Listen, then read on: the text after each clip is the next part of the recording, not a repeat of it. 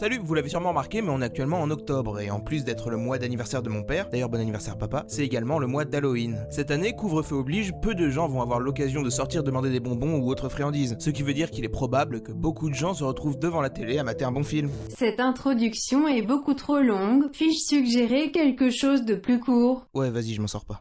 À la fin du mois nous fêterons Halloween. Halloween ça fait peur. Les films d'horreur aussi font peur. Voici 5 conseils qui vous permettront de maximiser vos chances de survie si vous êtes un jour otage d'un film d'horreur.